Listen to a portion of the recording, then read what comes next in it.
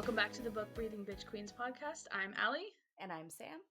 And this week we're jumping into chapter 17 of A Court of Thorns and Roses. This is, we begin with a series of dreams, one of which is involves Rhys, who we now know as Rhys and Amarantha. And then we have the scene with the blue fairy angel, no, not angel, blue fairy, whose wings are torn off, and some interaction with Lucien and Tamlin, and an interesting ending conversation as well. Very kind of reflective chapter, and a look at some of the brutality of Amarantha's hurt. So, yeah. Yeah, I think this chapter definitely is like this is a foreshadow chapter. I feel like in the process of creating the story, this could have been one of those chapters where it was like, okay, so now I have like the big plot points that I have for the book. I have that written. I need to go back and sort of weave that story into it. And I could see this chapter, even this whole scene, really being that like, okay, how do I weave in some of this other stuff? Because there's lots of hints at where we know the story's going. But there was a couple of little suspicious things that I saw in here that I'm interested to talk about. Yeah, me too. I will say the first thing, one of my favorite theories, of course, is that the Archeron sisters are something because their parents are something, and that even if they had never been made, that they would have been something. And we have one of my favorite pieces of evidence, because it's so simple and yet so, if my theory's true, it's like perfect, but it could also just be nothing, as always. But okay, I'll just read the dream really quick. I jerked awake in the middle of the night, panting. My dreams had been filled with the clicking of the Suriel's bone fingers, the grinning Naga, and a pale, faceless woman dragging her blood-red nails across my throat, splitting me open bit by bit. She kept asking for my name, but every time I tried to speak, my blood bubbled out of the shallow wounds on my neck, choking me. And the thing that I mean, all of this is really interesting, but the thing that I really notice is that, the pale faceless woman being Amarantha, and this is like some scene with Rhys that it's mixing with her dreams, she's not realizing. But it says that she's asking for her name. Mm-hmm. And the thing that is stopping her from giving her name is her blood, right? Yeah. Which, blood can be sort of symbolized or substituted for my heritage, my ancestors, my family, my parents.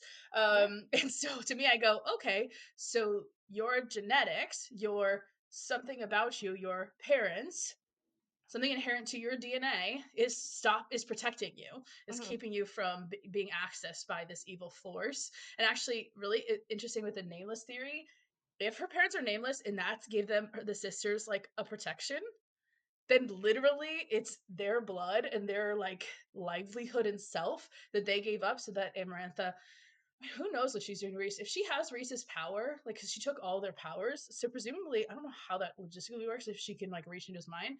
Maybe she like sent, this is kind of, I just thought of this just now, just as I was talking, but there's this planet where maybe she could sense that Rhys is starting to sense Feyre, and she's like trying to figure out, oh, you're sensing a mate. Who is this person? And that he's like barely keeping it, or this magic is. That's kind of crazy though. That's not what I mean. Because Maeve knew that Rowan's mate was Aelin before she was even How does that work? Like, what? Because Lyria is like 200 years ago, right? Yeah, like how the fuck she worked that out? She must know. Well, maybe her power is truth, and so she just looks at a person and knows they're. I like what you did there. That was cute. But that is weird. Yeah, I love this theory. I was trying to like dissect it from like where is she getting this from, right? Like, and it's not necessarily that she is in Rhys's dreams or in her dream in his reality, but probably I think everyone sort of thinks that. Well, and like, nightmares manifest in certain ways. So like, why is Rhys having a dream where Amarantha's asking him his name? Oh, right? Amarantha's trying to get Rhys's name. Yes. Right? Because like, if she's looking at Rhys's dream, then presumably she's in Rhys's position in the dream.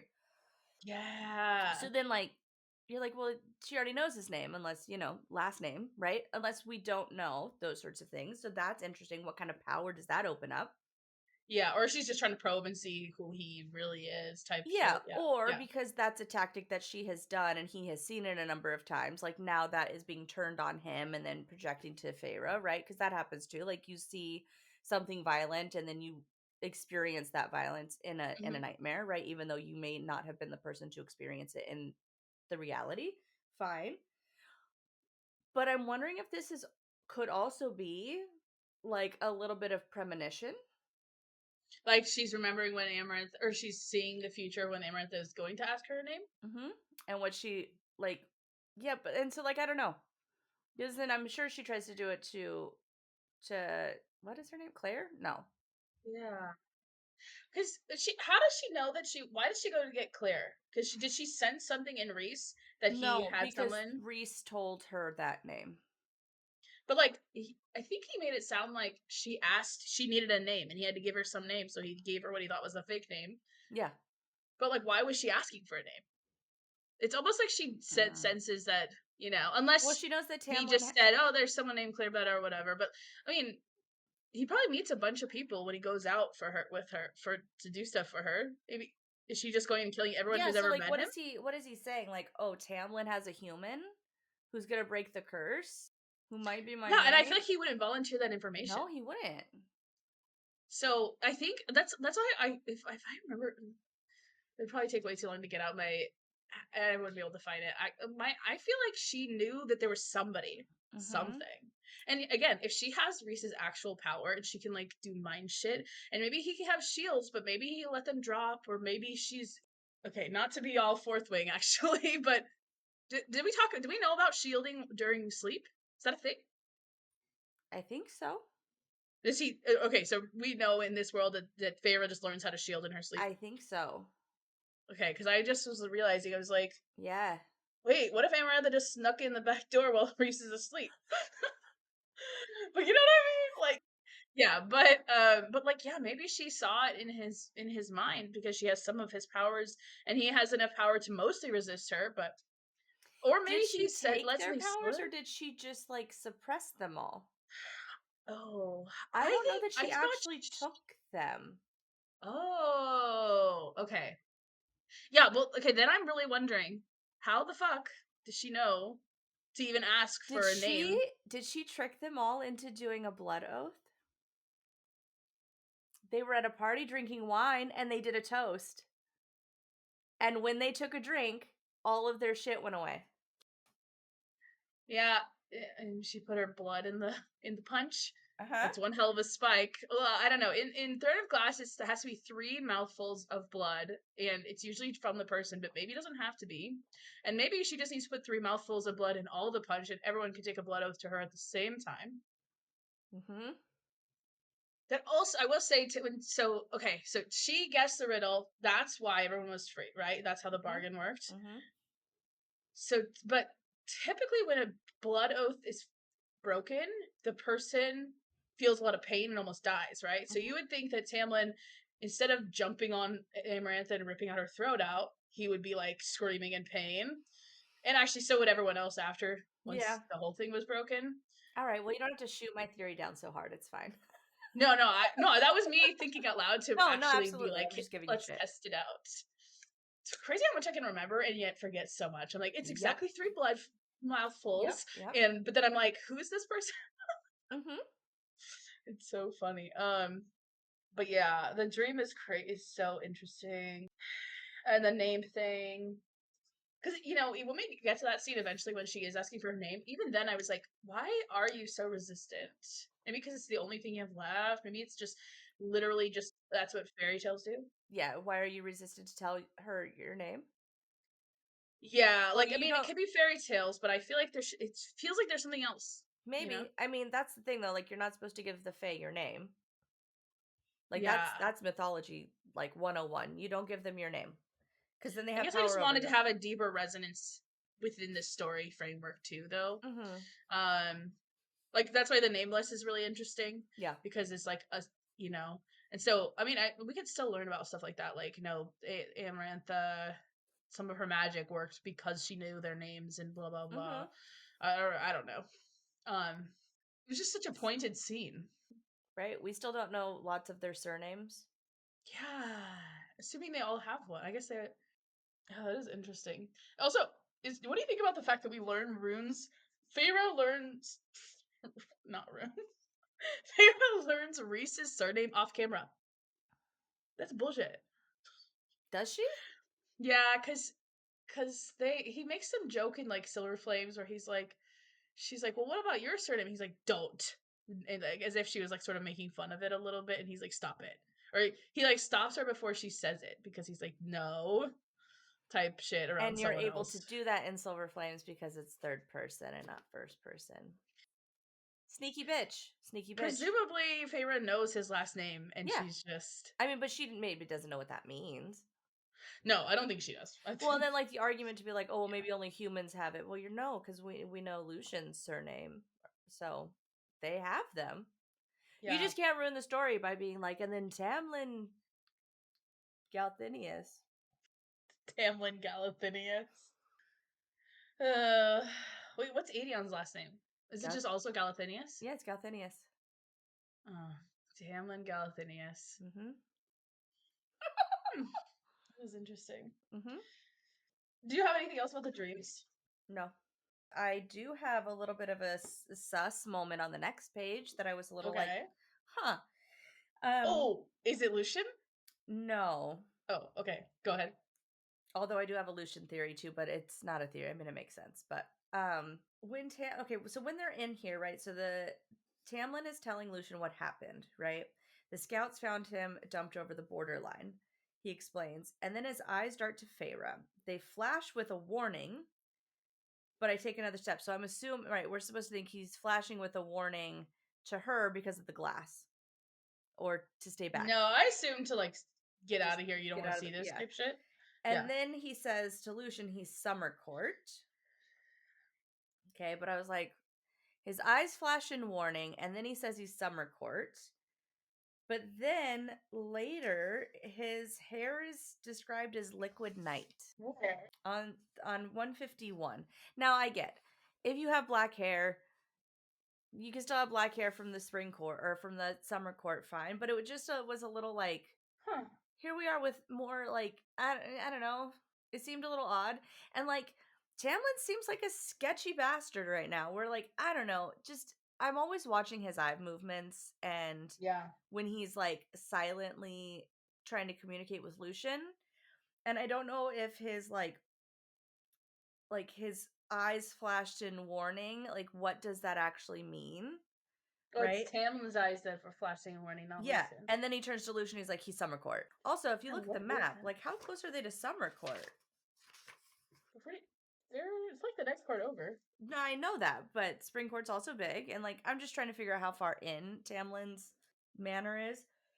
Yeah, well, assuming he just winnowed, but that is still interesting. Mm-hmm. And he probably, it's a huge. Well, yeah, I guess the scouts found him on the border, so he has people on the border, and then they would have winnowed him or whatever. Right, but yeah, I don't know. I just thought, like, I'm always looking for when he might not be truthful. Yeah, no, the eyes thing is weird. And like, why is she killing something from the Summer Court? I think they later say it was just to taunt Tamlin. Yeah, that's fair. Kill someone, leave him on his border to just be like, fuck you. Yeah, because don't they, there's a moment where like they find a head spiked later, don't they? Yeah, it says, yeah. Pretty soon, I think, actually. I did find it interesting that like Feyre is still trying to piece things together, and like now this is where she's realizing, oh, this isn't just a Spring Court problem. Because when he says he's from Summer, she says if she wasn't ruling the Spring Court, then perhaps she ruled another. So she's still trying to piece together, like, is this person another High Lord or High Lady or whatever? Yeah, I think she's not thinking big enough, clearly. But yeah, now she's like, oh, maybe this isn't just a Tamlin problem. Sound like that to her. They didn't say like, oh, our entire realm is fucked. No, but he did say like there's a blight in Prithian, so like you would think that she might. Anyway, I don't know. Oh yeah, I think it's like the whole thing.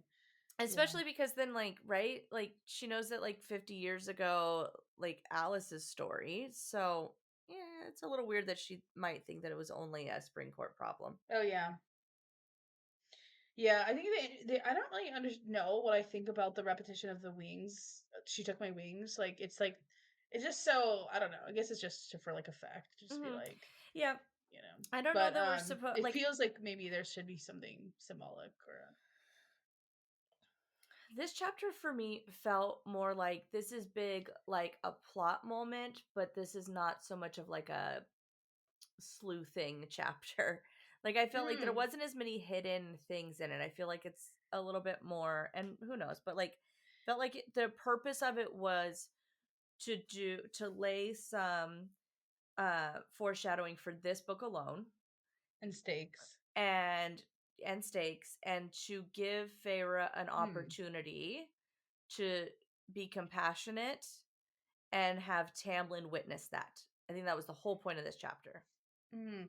See, I thought that as well, but I also, okay, this chapter's always felt to me like it's so kind of out of nowhere and very kind of unique that it felt like it's a big moment for the series overall and that we just don't understand it yet or haven't. Like, I always assumed that one day I'd go, oh, that's the deal with that. That's why that was in that Mm-hmm. book. So, but maybe it's not. Maybe it is just like, Mm-hmm. you know, we had to show how bad things were and whatever. But it's just the way it is just always felt like it should be something bigger, and so maybe Mm-hmm. it's over dramatized. Maybe it's nothing, or maybe it still will be, and it's just maybe in the larger scope of the whole series, like Yeah. which who knows when that will be finished. But um, so that's I've always thought there's more here that I just don't understand yet. Mm-hmm. That's why I always like fixate on like what is the she took my wings. I mean, there's that obvious symbol stuff about wings and stuff, but also like we have a lot of winged creatures, and also Feyre will eventually be a winged Mm-hmm. person, Yeah. or so it's kind of like interesting that this is a book where she sees something so brutal to Yeah. something she won't understand for a couple books. Yeah. um but yeah, maybe it is just I kind of like it's definitely a moment to be compassionate in front of Tamlin type and I thing. do like what you talked about before we started recording, what we're witnessing here. The living death. Yeah. Yeah, except for that he dies. Yeah. And Yeah. I think now, people have all these kinds of theories about like, Illyrians were angels before, like prototype angels that the hell was developing, and then they figured it out, and that's what Hunt is. And Illyrians, they just left him there to whatever.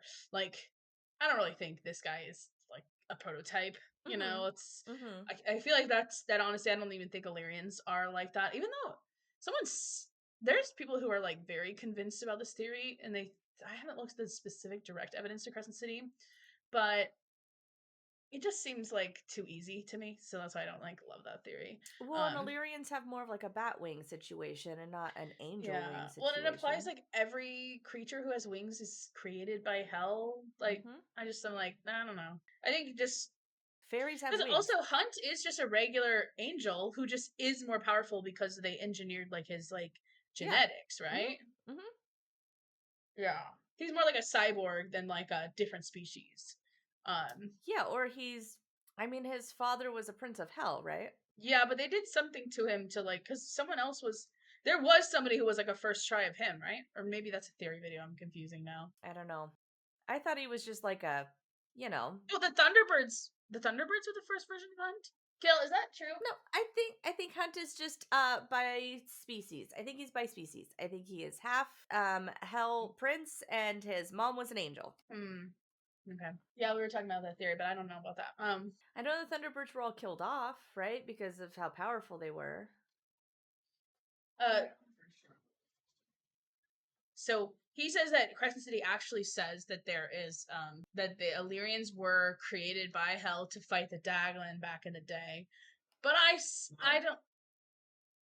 I'll have to look it up. Is that during the 47 chapter exposition of Thea?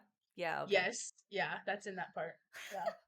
But okay, so Kill's read the most recently, so I'll trust him the most. But Okay. so he says it is more of a maybe it's I thought it was a theory, but he says it like is a direct implication.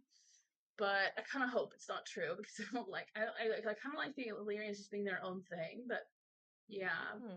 but anyway, I still don't think all winged creatures are creations of hell. No, Then I don't think so either either. way, But then that puts Rhys at a really interesting place, though, because he's half Illyrian. How common or uncommon is it to be half Illyrian?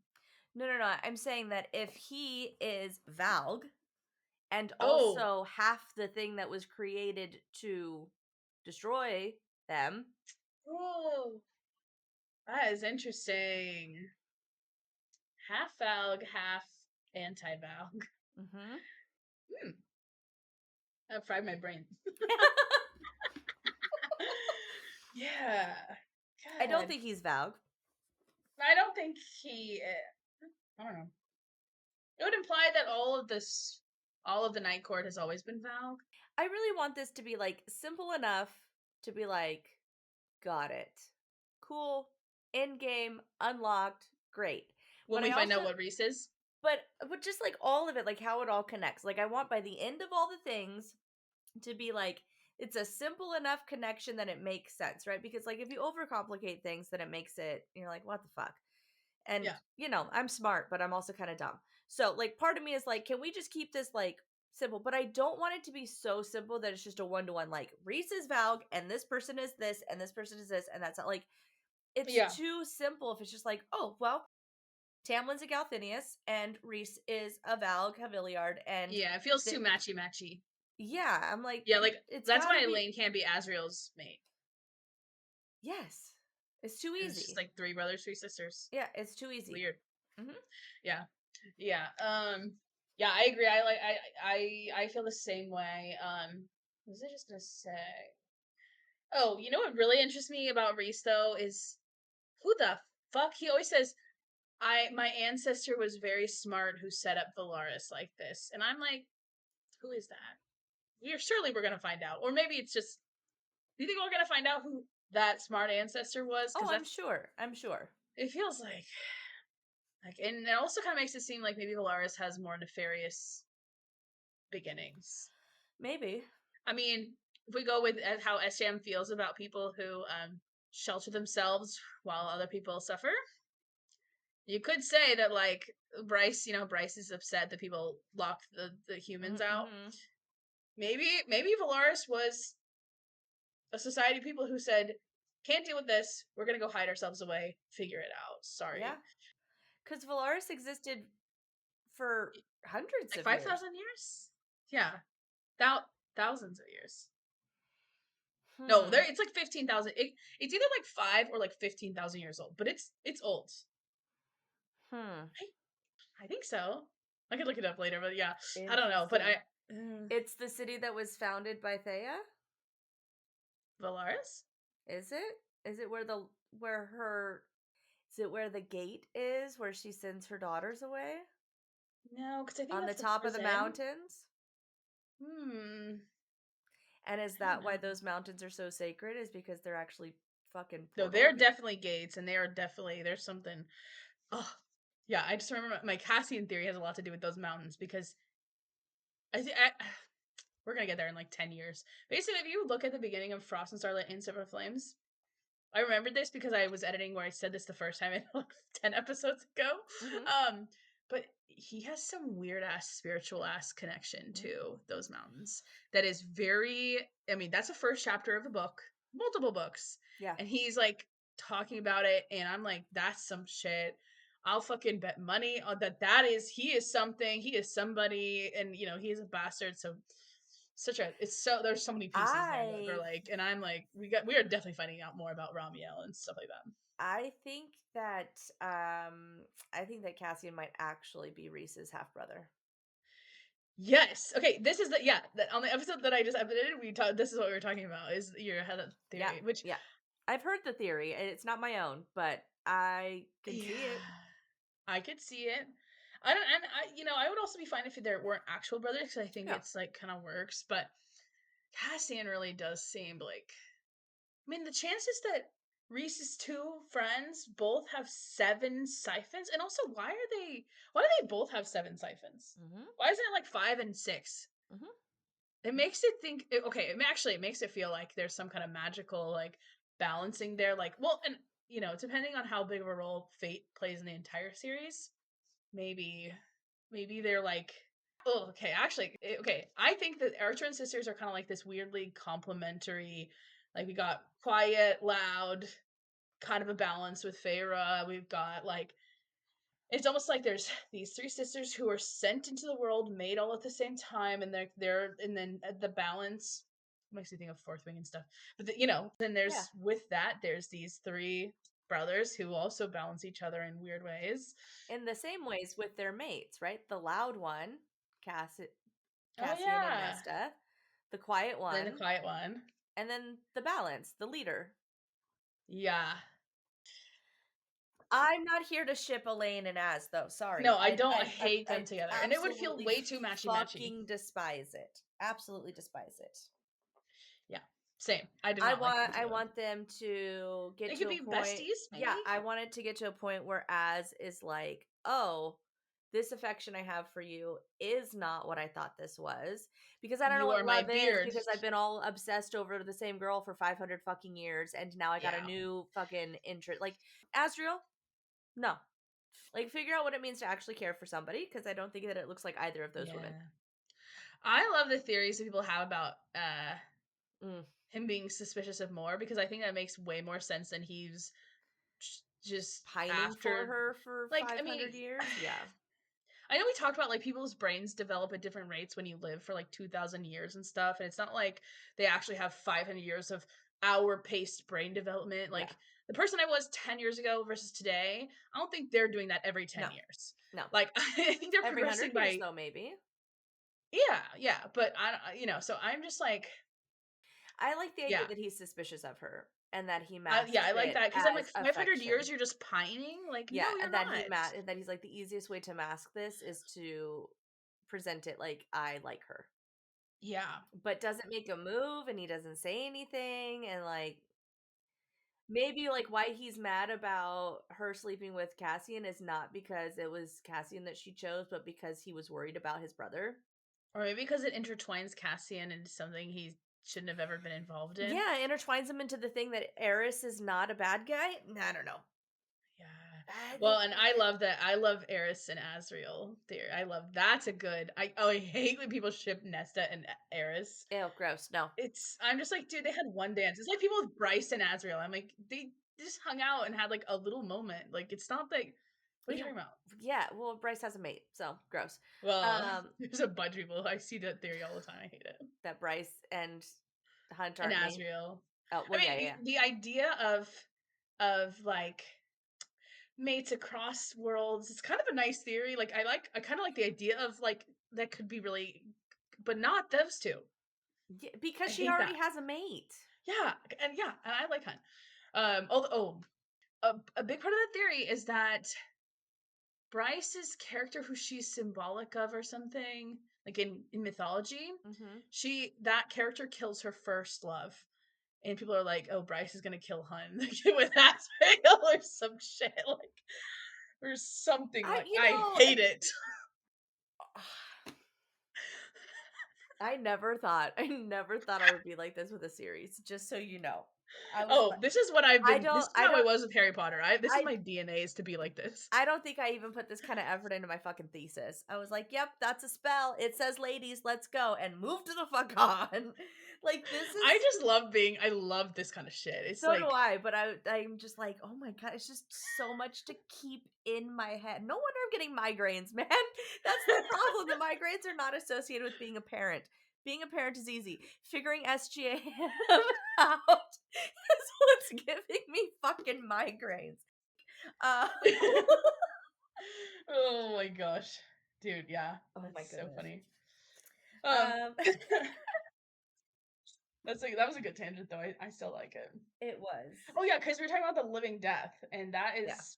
Yeah, it's all. Yeah, I mean, it's a punishment to angels, but yeah, he's not an angel, so. I think what we're seeing here is, sure, she could have written a different character that had been mutilated in a different way, right? But yeah, this is the only kind of character of this kind that we ever see ever. Yes, and so I think that there's a little bit of a hint to the like, we are supposed to be appalled by the sort of de-winging of a character, right? And that I think kind of sets the stage for the reader to be prone for when, is it Azriel's wings that get shredded, or Cassian? Cassian's wings that get shredded, right? And then when we actually get to see the living death, right? All those sorts of things. So like this is laying the groundwork for us to be like, don't fuck with somebody's wings, you crazy bitch. And because I mean like the main people of this series are winged characters. And I think it also speaks to why Rhys has kept his hidden, right? Nobody knows that he has wings until they're at the High Lords meeting. Right. And he's just like, boom, like, this is me. Like, I didn't tell you everything about me. You don't know me as well as you think I do. I'm not a fucking bad guy. I did what I had to do. And I think that that's part of what that is supposed to display, is that, like, I'm not everything that you think, right?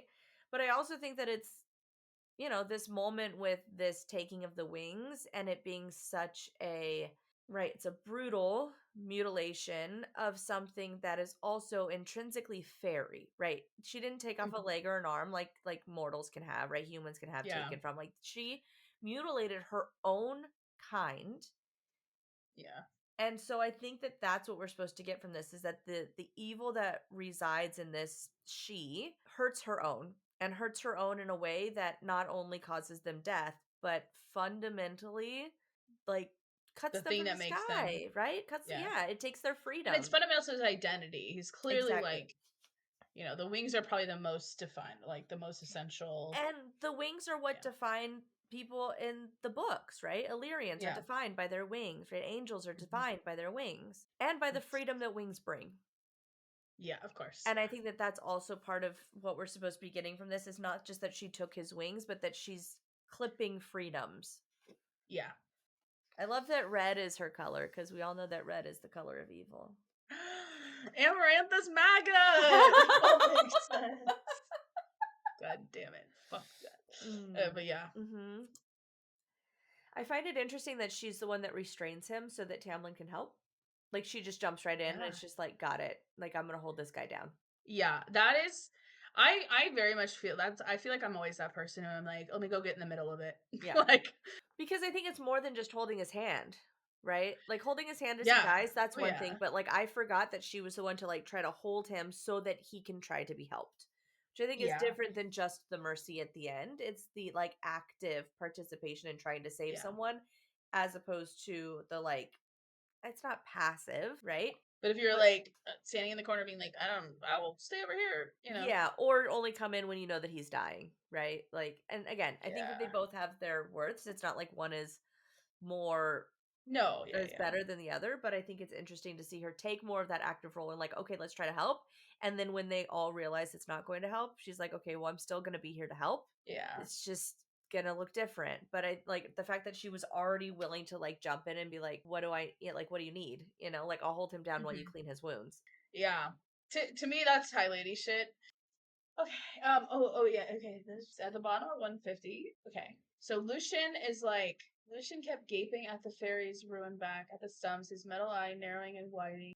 Okay. So to me, I'm like, oh, Lucien's having PTSD flashbacks because he got his eye slashed out by Amarantha. But then I'm like, maybe his eye, his magical eye is seeing other shit. And then also, if either one of these, what the fuck is happening here? I want to be in his head, although I don't because it's sad. But like, what'd you make of this?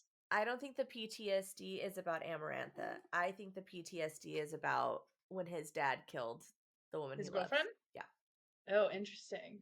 I think watching someone die brutally, like covered in blood and suffering and crying out like that, I think that that's what this is. I think it's PTSD over her. Do we know how his girlfriend died? We know it was in front of her. Yeah, but is Baron like... I think he stabs her to death. Can you imagine? Has a girlfriend you don't like in 15 years and you fucking stab her in front of him? That's... Nope. Isn't that crazy? That's nuts. Like, I'm just like, actually, how fucked can you be? Actually, like... This person's not good enough for you, so I'm just gonna go ahead and in front of you. But that's kind of what happens to Dorian, too.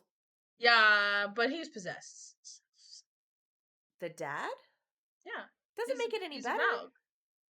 Right, but I just mean like he probably because the Valg was doing it, and the Valg is the evil part. Yeah, and presumably, but Lucian's dad is just like Baron's just a cunt. He's just like actually like a psycho. even just to stab somebody. Mhm. It's one thing to like have them executed, and if she was like hung or guillotined or some shit, like that's a quick. But yeah, okay. So I could see that. I didn't realize that he did it like that. I just I assumed think he that did. he I had can her fact killed. check that. No, I think he did it right in front of her. Yeah. Because then okay, because those streaks can be. I could, but I still wonder about his metal eye, like zooming in and out. But maybe it's just maybe his metal eye is just reacting to his body. Assuming it can. She was a lesser fairy. What if she was? What if Lucien's girl was a lesser fae? I mean, it says she was a lesser fae. She was?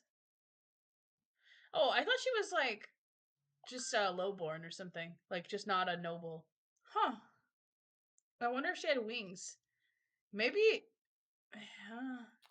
Okay, actually, okay. If Jesminda has wings, that's her name. I looked it up. Okay, but the Autumn Court has direct ties to Crescent City, and in Crescent City they do the living death. So maybe this is like a customary kind of death for. Wow, that would make this make a lot more sense because I was like, Lucien just runs away, and I when I first thought I was like maybe because I just didn't realize that she was. I was like maybe I guess I always think about the girlfriend, but I didn't really like think.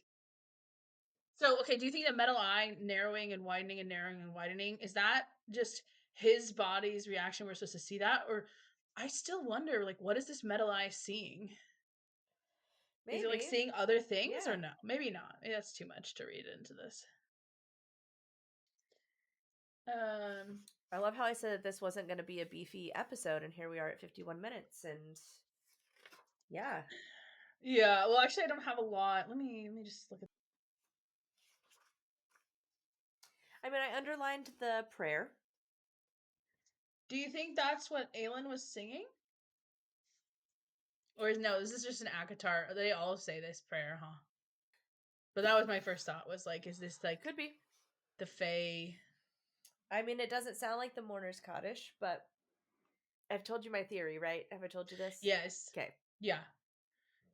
I hope that we have at least a few Jewish listeners, because I got to be speaking. Well, it's understood that SJM was raised Jewish, so people expect there to be like some sure. references. Well, and because like, right, the Holy Tongue, right? That's Hebrew because it's called the Holy Tongue in Hebrew, right? Something Hakadosh because I can't remember right now. And so like that's literally just that's the she definitely grabs things. Yeah, that's the Hebrew word, right? It's transliteration, the English pronunciation, whatever spelling. And so then Bryce's tattoo is in the Holy Tongue. So Bryce has a Hebrew tramp stamp that says the least Hebrew thing it could possibly say. Did we confirm that? Because isn't there like there's the Holy Tongue and then there's word marks, and she does have. She has, but she's speaking something else, or she's speaking the Holy Tongue. She's not speaking Holy Tongue. She's speaking an older Fey language because Rhys speaks it too. Yeah, because Amren's like, how do you know the ancient tongue? Yeah. But then when she sees the tattoo, she says, why do you have the whole, like, why do you have that language on you? Oh, they're separate. Okay, yeah. And this always so confuses then me. when Aelin goes and sings her song, her morning song, right, for, what is her name? Nehemia. Yeah, thank you. That, I think, is supposed to be synonymous to the mourner's cottage. Because she also says it's in, like, an ancient holy language or whatever. Yeah. Well, it's from Kale's perspective that we see it, so he's like, what the fuck? Yeah. Now, this does not sound like what is in the mourner's cottage, but this actually but this sounds, this sounds super Abrahamic. It sounds like Judeo-Christian, like a nursery rhyme to me, honestly. Actually, it reminds me of like that. Now I lay me down to sleep. I pray the Lord my soul to keep. That's what it sounds like. But that's not like Christian, right? That's just like somebody made that up. Yeah, pretty sure that's not in the Bible. things like it are obviously. This sounded to me like the Lord's Prayer. Fear no evil, feel no pain, right? Go and enter into eternity. It feels very, I don't know. Let us not be drawn into temptation. Yeah, Uh-huh. yeah. Well, and then smell the immortal land of milk and honey. That's very Jewish, right? That's the promised land, right? That's I guess it is Jewish, but it's also because I go that's Bible, but that's what it's Abrahamic. It's Judeo-Christian for sure. Sorry for my lack of. No, it's just funny because you go it's Jewish, and I'm like, no, it's Christian. I'm like, no, duh, they're the same, or they're not the same. You know what I mean? They have the same roots. Because I go milk and honey, and I think I'm back in Sunday school. Yeah. Like me too. Yeah, but that's for it's for like Passover, right? It's the same thing, like right? They use it. It's promised land. Yeah, exactly. So they use the same terms. I will also say, okay, Cauldron save you, he said, reciting the words of a prayer that was probably older than the mortal realm. Yeah, she just already knows that he's praying. Well, and also, why does she think that why wouldn't she say it's older than the world itself? Or older than time, or, if we're just throwing out, like, a random, but, like, it makes it sound like, is there a possibility that the mortal realm is younger than everything else? Perhaps. Because, like, Jessica was, like, a human in Martha's, and they left, right? So there was, like, a world with humans that didn't have humans, and then there was humans. Yeah. So you could say that probably could happen in multiple places. I don't know. Yeah. But I was, like, thinking about that. I wanted to overlap this with like what happens in the not afterlife of Crescent City. So you know how when they die in Crescent City, like the last of their fucking life spark or whatever gets taken, and then they just cease to exist and shit, and they live in like a, I don't know, limbo sort of stage, but they have to go through a gate to get there. Oh yeah, the gate thing. I was like, yeah, and so it's like pass through the gates and smell the immortal lands of milk and honey. That's what it looks like and sounds like with where Danica and the rest of the pack are. Right? They pass through this gate and they get to live in this immortal lands until, the last of their life light or whatever it's called is fucking sucked up. That's the is it called the Death Quarter or the Bone Quarter? I think so, yeah. But I wouldn't think that's the immortal land. I would think that, I mean, if that's what's supposed to happen, and then the Asteri alter it so that you give the last of your energy, which is intense that they can do that. Just saying, like, not it's called Tane in the immortal land, right? Because she died. Yeah, because she comes and visits Dorian. Oh shit! Right? Yeah. Right. So she can't. That complicates the serial theory. Sorry, but because Elena, that was her thing. She gave up her immortal afterlife, and her husband's gonna have to be by himself now. That was like her payment or something. Whose? Huh? Bryce's, right? Who? Bryce gives that up to make sure that Danica. No, Elena. Okay. In Throne of Glass. Yes. Those people, remember, they're like, oh yeah, no. Nehemia is somewhere, and she goes, "You can't be doing this." Yeah. But she says like, "Oh, they won't let us say anything." Mm-hmm. Maybe is Nehemia in the immortal land? Well, this is presuming that they're all sharing immortal lands and that they're all the same. That it's like it's the afterlife. Yeah. And if it's a real place that they can go, that you can get through to a gate, then the Asteri can absolutely get into the afterlife and alter it if it's so just that they can take more power. Yeah. They plundered the afterlife. It's a fucked up idea. It is. All the Yeah. Well, but yeah, the gate. I underline every instance of the gate, which there's not that many. Not yet. Go and enter eternity. But it's interesting. I will say, oh, sorry.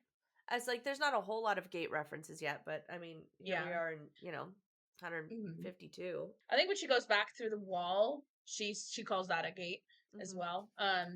But I will say, when you read this and you're just, this is your first book, you haven't read anything else, you completely don't disregard this because it just sounds like the typical Pearly death gates stuff. Like, so Yeah. well, yeah, exactly. It just sounds like, oh yeah, go into eternity. But with the scope of the multiverse, you're like, no, but actually, what is this eternity? Who's there? When? What? Where Yeah. the fuck is this? It's like Yeah. way more interesting. Do you think it's interesting that it says, okay, it says a clock chimed somewhere in the house and Tamlin gripped my shoulder? Do we think there's anything to that? Like, it sounds like when the clock struck, like it's like the spell was broken when the, I don't know, maybe it's nothing. Maybe it just sounded nice to say that, but I Yeah, I was think like, it's just that's supposed to kind of show like weird. a passing of time that she sat Passing there of for time. a long time with him. That's the normal way. But I don't know. I was like, why are these things happening simultaneously? Yeah. Maybe it's just a writing flow too. But oh, and then she says, I wish I know his name. Which is also like, what is this name shit? Yeah. I But thought that I read this part, and again, I don't know, maybe I was tired. But on 153, like right in the center where he's telling her he has to do this alone, I read this oh next yeah, section like 3 or 4 times trying to figure out what the fuck it was saying. So his head was bowed. His head was bowed, no claws, no fangs, and there was nothing to be done against this enemy, this fate. There was no enemy. one This for him to fight, so I nodded because I would have wanted to do it alone too. And I think what he means is like there's no enemy or fate because like the guy's dead. Like there's nothing else that you could do. But yeah, there is an enemy and someone to fight. And like an interesting that there's like there was nothing to be done against this fate. yeah, Like, it was an interesting way to be like, okay, are we still talking about this dead fairy or are we talking about something bigger? yeah. I will say, this is one of those first moments where Tamlin wants to do some. She wants to go with Tamlin, and he's like, "No, you stay." Yeah. And it's not really for her protection, maybe her emotional protection. I mean, it does say it's too deadly at night, Yeah, but I think that's clearly his an reasoning is, excuse. I must do this alone. Like, Yeah. sort of like it's his duty as a High Lord to kind of like Ned Stark says something to that effect about like he will. Oh yeah, sorry, you haven't read Game of Thrones. Anyway, Okay, the go for first it. like book he has this like thing about how he wants to be the one who kills, and because that's Mhm. his duty as a king or Yeah. whatever he is, And being a ruler. Bran has to right. Um, I think Bran watches right, and something. John tells him like, Yeah. don't look away, don't flinch, because Dad'll know. That's in the show. Oh yeah. Right. I forget you've seen the show. Okay. Yeah. Yeah. So, anyway, so like I'm like when you're reading this the first time, you're like, okay, so he's like noble and he's like I taking this duty seriously. But then like I don't know, I just found myself wanting to. But he's already shutting her out Yeah, and telling her that and she can't probably do for shit. her protection, and yeah, stopping her from doing stuff. Now, Rhys does have a tendency to do this sometimes because he's like he shut Velaris off from himself for their protection, and like, but like his Tamlin is this is like his sin. This is like his thing that he always Mm-hmm. does, and Rhys is like his like really defining good quality is that he does the exact opposite. But I don't know, Mm-hmm. that was interesting. But like the person that she is in this book, in this chapter, like weak, like in terms of being a human, and like just it's almost like Tamlin's kind of like what she needs slash wants right now, but then Absolutely. she really will just outgrow her, so it's kind of interesting. I don't know. I don't think that like I think it makes perfect sense that she falls in love with this guy. Yeah, Like I don't. she values protection probably more than Well, most and things. like looking at hindsight, right? Like I mean, like come on, Vera. Like this guy is being a fucking total douche. Like Uh-huh. sure, but that's what we all do about our. I mean, not all, but like it's what many of us do when we're in relationships that look like this, right? You're like fuck, Mm-hmm. how was I so stupid? Because this is how this works. This is what you needed. This is what you were Yeah, attracted you're to, in it. and you found someone who was manipulative enough to take advantage of those things. And Mm-hmm. like sure, Tamlin isn't necessarily the fucking villain, but Tamlin does shit that's kind of unforgivable. Yeah, And he yeah, has like a little bit of that, like, I mean, maybe not a little bit, but he's got some like abusive boyfriend tendencies. definitely. But it's also exactly why it makes sense that a 19-year-old who comes from a fucked up background would fall in love with him. Because Mm-hmm. that's not a fairy tale. That's real life shit. Yeah, Tamlin always seems self-assured as well, Yeah. and which is classic. Yeah, um, and then we get this moment of regret at the end. And my note was like, oh, okay, this is how maybe in this moment, Tamlin is like realizing that she can't qualify unless maybe she only had to have hate in her heart while she did the killing.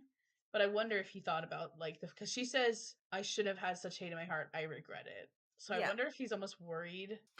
No, Maybe not. I think that that is solidified for him, that she is who will break the curse, because it was, you need to find a human who has so much hate in their heart that they will kill someone and then they can love you.